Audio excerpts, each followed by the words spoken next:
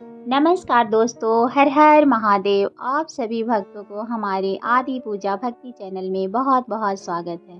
तो जो भी माताएं बहनें हरतालिका तीज व्रत रखी हैं, उन सभी को हमारी ओर से ढेर सारी शुभकामनाएं।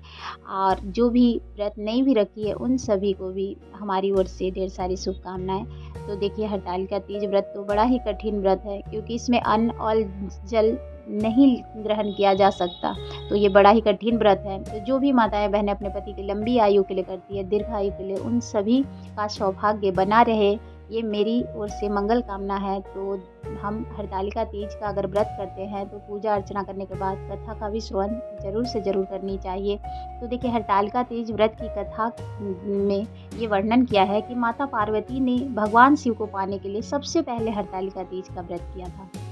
तो एक बार भगवान शिव ने पार्वती को उनके पूर्व जन्म का स्मरण कराने के उद्देश्य से इस व्रत के महात्म की कथा कही थी। श्री भोले शंकर बोले, हे गौरी, पर्वतराज हिमालय पर स्थित गंगा के तट पर तुमने अपनी बाल्य अवस्था में 12 वर्ष तक अधोमुखी होकर घोर तप किया था। इतनी अवधि तुमने अन्न न खाकर पेड़ों के पत्ते, सूखे पत्ते चबाकर व्यतीत किए। माघ की विकराल शीतलता में तुमने निरंतर जल में प्रवेश करके तप किया। वैशाख की जला देने वाले गर्मी में तुमने पंचाग्नि से शरीर को तपाया। श्रवण की मूसलाधार वर्षा में खुले आसमान के नीचे बिना अन्न जल ग्रहण किए समय व्यतीत किया। तुम्हारे पिता तुम्हारी कष्ट साध्य तपस्या को देखकर बड़े दुखी होते थे, उन्हें बड़ा कलेश होता था। तब एक दिन तुम्हारी तपस्या तथा पिता के कलेश को देखकर नारद जी तुम्हारे घर पधारे। तुम्हारे पिता ने हृदय से अतिथि सत्कार करके उनके सामने आने का कारण पूछा। नारद जी ने कहा, गिरिराज, मैं भगवान विष्णु के भेजने पर यहाँ उपस्थित हुआ हूँ। आपकी कन्या ने बड़ी घोर कठोर तपस्या की। इससे प्रसन्न होकर वे आपकी सुपुत्री से विवाह करना चाहते हैं। इस संदर्भ में आपकी राय जानना चाहता हूँ। नारद जी की बात सुनकर गिरिराज गदगद हो गए। उन्होंने जैसे ही सारे कलेश ही दूर हो गए हों, प्रसन्नचित होकर वे बोले, श्रीमान, यदि स्वयं विष्णु मेरी कन्या का वरण करना चाहते हैं तो भला मुझे क्या आपत्ति हो सकती है। वे तो साक्षात ब्रह्मा हैं, महर्षि हैं। ये तो हर पिता की इच्छा होती है कि उनकी पुत्री सुख समृद्धा से युक्त पति के घर की लक्ष्मी बने। पिता की सार्थकता इसी में है कि पति के घर जाकर उसकी पुत्री पिता के घर से अधिक सुखी रहे। तुम्हारे पिता की स्वीकृति पाकर नारद जी विष्णु के पास गए और उनसे तुम्हारे विवाह के निश्चित होने का समाचार सुनाया। मगर इस विवाह से संबंधित बात जब तुम्हारे कान में पड़ी तो तुम्हारे दुख का ठिकाना न रहा। तुम्हारी एक सखी ने तुम्हारी इन मानसिक दिशा को समझ लिया और उसने तुमसे उस विक्षिप्तता का कारण जानना चाहा। तब तुमने बताया, मैंने सच्चे हृदय से भगवान शिव शंकर का वरण किया है, किंतु मेरे पिता ने मेरा विवाह विष्णु जी से निश्चित कर दिया। मैं विचित्र धर्म संकट में हूँ। अब क्या करूँ? प्राण छोड़ देने के अतिरिक्त अब कोई भी उपाय शेष नहीं बचा है। तुम्हारी सखी बड़ी ही समझदार और सूझबूझ वाली थी। उसने कहा, सखी, प्राण त्यागने का इसमें कारण ही क्या है? संकट के मौके पर धैर्य से काम लेना चाहिए। नारी के जीवन की सार्थकता इसी में है कि पति रूप में हृदय से जिसे एक बार स्वीकार कर लिया, जीवन प्रयत्न उसी से निर्वाह करे। सच्ची आस्था और एक निष्ठा के समक्ष तो ईश्वर को भी समर्थन करना पड़ता है। मैंने तुम्हें घनघोर जंगल में ले चलती हूँ, जो साधना स्थली भी हो, और जहाँ तुम्हारे पिता तुम्हें खोज भी न पाए, वहाँ तुम साधना में लीन हो जाना। मुझे विश्वास है कि ईश्वर अवश्य ही तुम्हारी सहायता करेंगे। तुमने ऐसा ही किया। तुम्हारे पिता तुम्हें घर पर न पाकर बड़े दुखी तथा चिंतित हुए।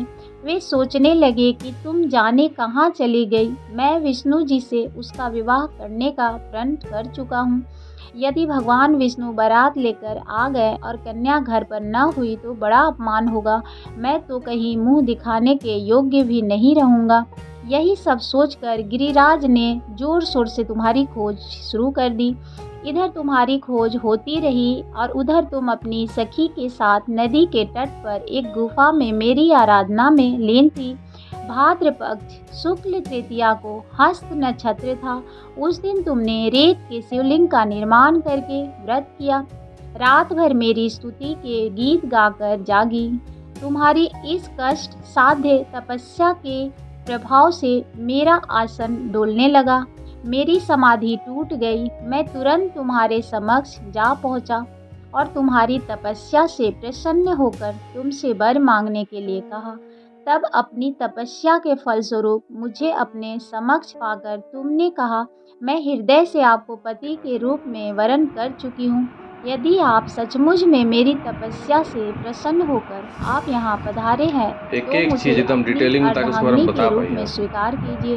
ये बिछिया है, ये तब मैं मंगलसूत्र है, तथास्तु कहकर बाकी कैलाश श्रृंगार में पर्वत ये पर सामान लौट चूड़ी आया। है, प्रातः होते ही तुमने लिपस्टिक पूजा है, की समस्त सामग्री को नदी में आईलाइनर है, प्रवाहित आई करके शेडो, अपनी मतलब श्रृंगार का सहेली पूरा सामान का सहित तैयारी व्रत का करते हैं। पारण किया। बिंदी उसी है, समय चुनरी अपने है, मित्र जो बंधु भी है, और बिछिया दरबारियों है। सहित गिरिराज तुम्हें खोजते खोजते वहां आ पहुँचे और तुम्हारी इस कष्ट ठीक है, साध्य तपस्या का कारण तथा उद्देश्य पूछा। ठीक है। उस समय तुम्हारी दशा को देखकर गिरिराज अत्यधिक दुखित हो चुके थे। पीड़ा के कारण उनकी आंखों में आंसू उमड़ आए थे। तुमने उनके आंसू पोंछते हुए विनम्र स्वर में कहा, पिताजी, मैंने अपने जीवन का अधिकांश समय कठोर तपस्या में बिताया है। मेरी इस तपस्या का उद्देश्य केवल यही था कि मैं महादेव को पति के रूप में पाना चाहती थी। आज मैं अपनी तपस्या की कसौटी पर खरी उतर चुकी हूँ। आप क्योंकि विष्णु जी से मेरा विवाह करने का निर्णय ले चुके थे, इसलिए मैं अपने आराध्य की खोज में घर छोड़कर चली आई। अब मैं आपके साथ इसी शर्त पर घर जाऊंगी कि आप मेरा विवाह विष्णु जी से न करके महादेव जी से करेंगे। गिरिराज मान गए और तुम्हें घर ले गए। कुछ समय के पश्चात शास्त्रोयुक्त विधि विधान पूर्वक उन्होंने हम दोनों का विवाह सूत्र में बांध दिया। हे पार्वती, भाद्रपक्ष की शुक्ल तृतीया को तुमने मेरी आराधना करके जो व्रत किया था उसी के फलस्वरूप मेरा तुमसे विवाह हो सका। इसका महत्व यह है कि मैं इस व्रत को करने वाली कुंवारी कन्याओं को मनवांछित फल देता हूँ। इसलिए सौभाग्य की इच्छा करने वाली प्रत्येक युवती को यह व्रत पूरी एक निष्ठा तथा आस्था से करनी चाहिए। तो देखिए, माता पार्वती ने जिस प्रकार अब भोलेनाथ को पाने के लिए ये व्रत किया था, तो भोलेनाथ इस व्रत की कथा को के माध्यम से यही कहना चाहते कि जो भी माताएं, बहनें, कुंवारी कन्या इस व्रत को रखती हैं, उन्हें मन चाहा वर की प्राप्ति होती है और जो शादीशुदा महिलाएं रखती है उनके अखंड सौभाग्य शिव पार्वती की तरह बनी रहती है। तो आप इस कथा का श्रवण जरूर से ज़रूर करें। धन्यवाद। हर हर महादेव। राधे राधे।